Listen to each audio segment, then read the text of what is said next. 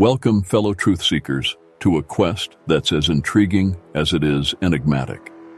But before we dive into the depths of numbers and symbolism, here's a riddle for you. How do you navigate the labyrinth of faith and scholarly scrutiny when it comes to religious texts? Now let's embark on our journey. 1. Debunking numbers. Let's dive into this intriguing conundrum of 300 prophecies and 365,000 connections.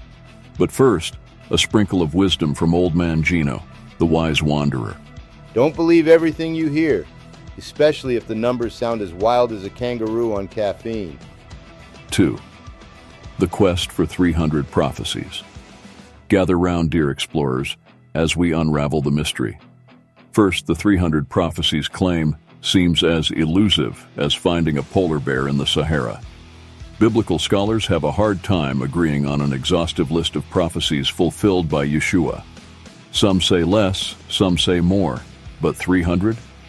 Well, that's like saying you'll find penguins sunbathing in Côte-Saint-Luc. Are there really 300 prophecies that Yeshua fulfilled? Or is it a case of biblical exaggeration? Can we pinpoint these prophecies with certainty? 3. 365,000 connections. A bit much. Now onto the grandeur of 365,000 connections between the Old and New Testaments. Imagine trying to connect all the dots in the night sky.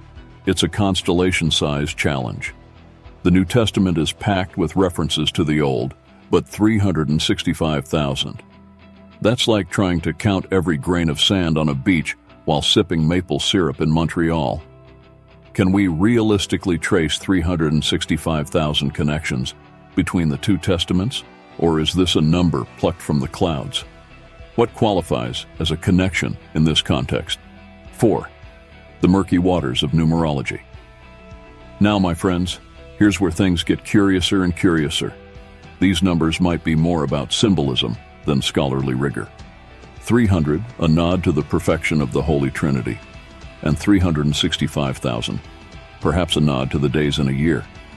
But in the realm of biblical scholarship, numbers alone don't cut it like a well-cooked poutine.